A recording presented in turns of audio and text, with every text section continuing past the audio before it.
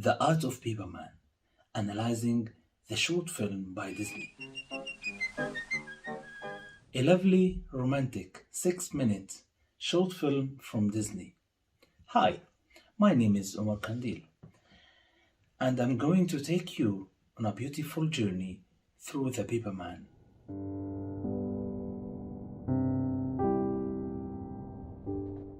A piece of art from Disney's animation studio.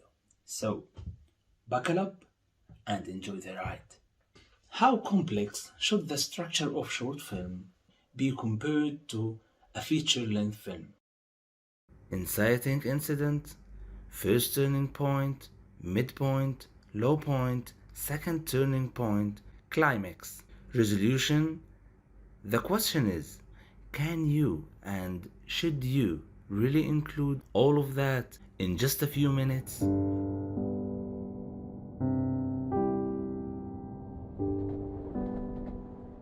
To answer that question, I'll try to break down the structure of Paperman, one of my favorite animated short films. Paperman starts with a short prologue that sets the story in motion. We meet our protagonist, George, a young man waiting for a train. What do you notice about him in this single shot? His facial expression and his clothes, that he probably has a boring job and he looks unfulfilled. We've just met him.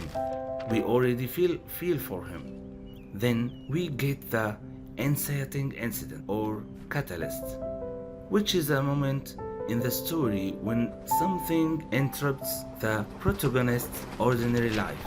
In this cute moment, a gust of wind blows George's sheet of paper into Meg's face, causing them to smile when they see each other. But before George can realize it, she's gone. At this point, the story expresses a clear, strong question. Will George and Meg get together? George is back to his ordinary life, staring at the sheet of paper that Meg has accidentally kissed. We meet the antagonist, George's boss, who together with the circumstances separates George from what he wants. George is not ready to change yet, so he gets a little push from the invisible character who we've already met at the beginning, the wind. Thanks to the wind, George noticed that Meg is being interviewed for a job in the building across the street. This is the first turning point. And now, the story's question becomes more specific. Will George be able to get noticed by Meg? Remember that the protagonist will try to easiest, fastest way to stay in his comfort zone. George waves his arms at her, which doesn't work, and actually causing more trouble with the boss. George decided to send her a piece of paper from his stack. Maybe she will recognize it. Remember, we admire character for trying more than for their success. Here we see George trying again and again until he gets to the last sheet of paper, the one that she had kissed. We are now approaching the midpoint of the story, a major change that turning the story in the new direction. Meg is leaving. George boss is on his back and feeling the pressure. Our hero faces a dilemma and decided to risk his job to step out of his comfort zone, leave his pathetic life behind, and go look for Meg. The world outside of a comfort zone is a dangerous place, but it's also where growth happens. From the midpoint, we arrive to low point. After George's plans failed, dejected and frustrated, he tosses the last paper airplane, which ends up in a dark alley. But when all seems lost, something changes. In a beautiful sequence, the lipstick-marked airplane is moved by a breeze and followed by the other airplanes. The mystical forces of the wind bring them together in a vortex that finds our hero and pushes him toward love, the reward for his growth. Meg steps off her train at the same station where they met the first time. The same framing, which raised the core question, is now giving us the visual answer. The wind that pulled them apart in the first place has now reunited them. This short film proves the following: the classical Aristotelian structure can create wonderful, simple story. In this part, I'll speak about the animation style, a little bit in depth. For the animation style of the movie, they look like they used semi-cartoony animation style, which is something in between the realistic animation and cartoon animation. It's look like what we usually see in the Disney animation movies like Rock'n'Roll, Frozen, Zootopia, Bolt, and Big Hero 6, and the other. There's some animation happened here for the hand. He changed the hand and the fingers here. We name it texture. It's very important to use some textures in animation to look like feature level of animation, okay, which is very important to grab attention of the details. From here, he starts looking at her with only his eyes.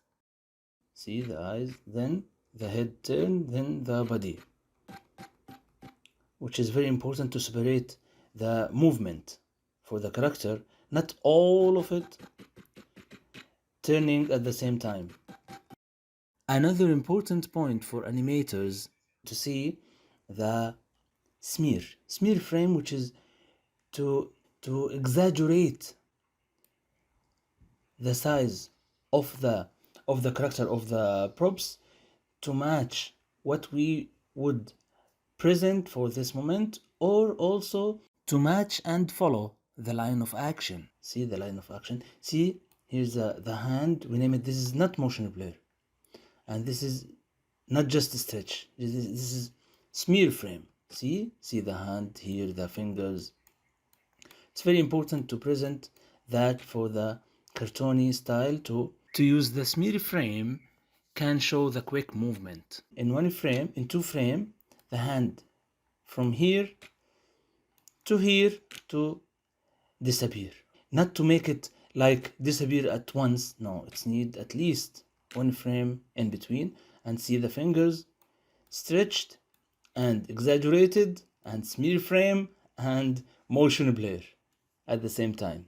Also, the length of the hand, it's look like smear frame. It's very clear here also. Okay, when you see it frame by frame, but if you go back in normal speed, the technique will be able to present speed as if in real life. See? Okay, the smear frames. See the smear frames here also for the hand, especially because they are moving very fast. See the fingers. Yeah, this is what look like in most of Disney animated movies. See. Also, when George go back to the street, see also that you feel with the character when he starts breathing maybe or something. See,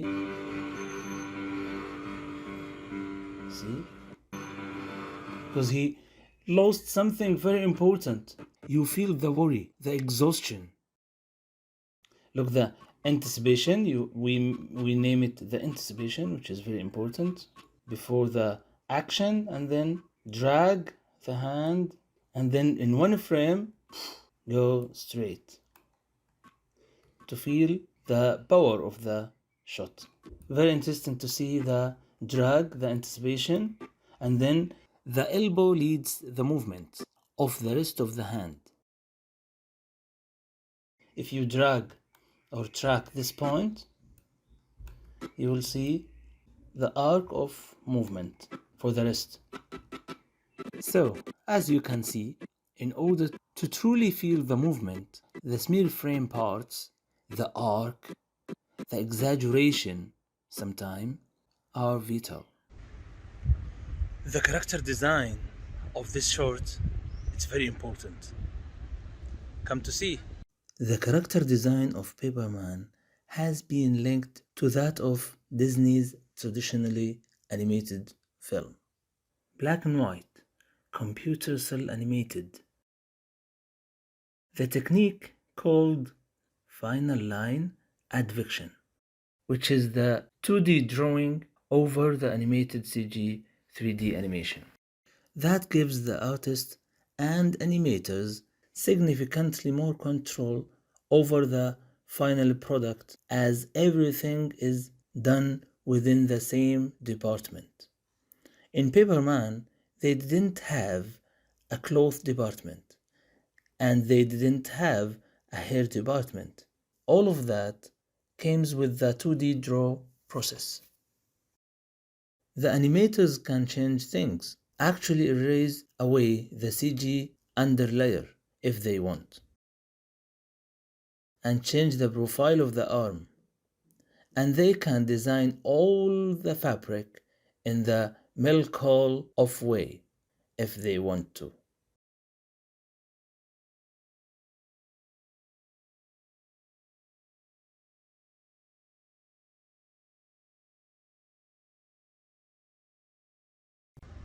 Did you ask me about the staging?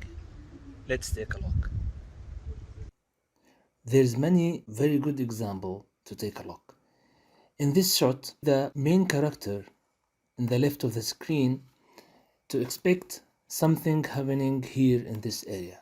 Yeah, is the space for the girl. In this example, we will see the kissed paper in the middle of the screen, which is the main important point in this shot.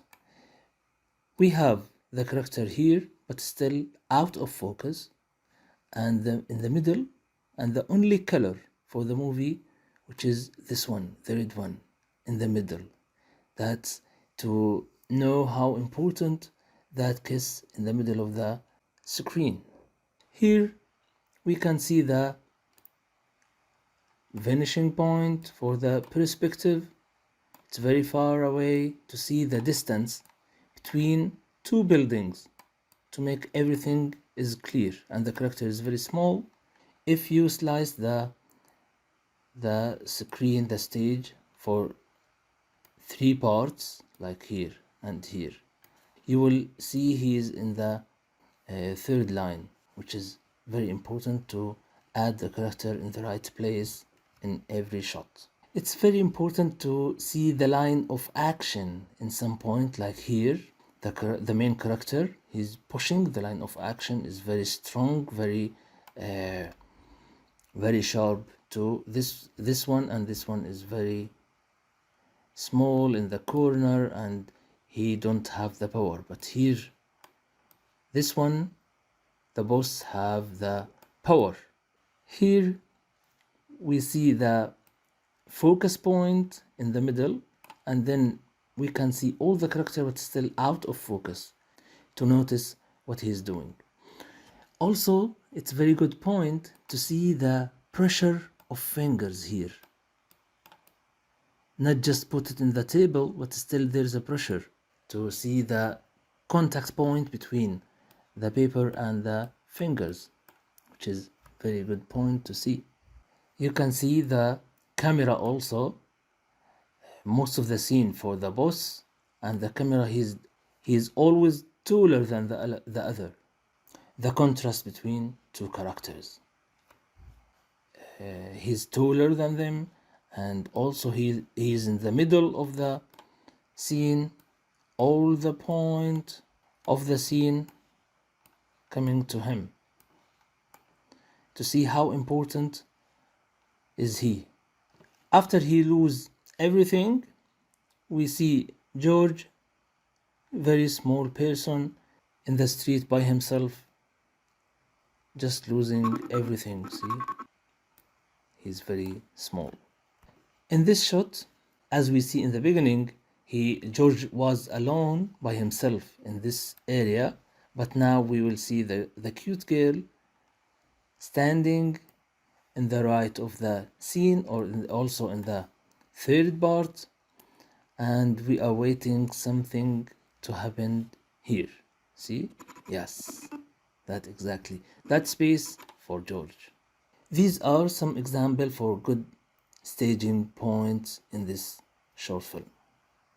As you can see, there's many points we can talk about. I want it to be focused and clear. Thank you.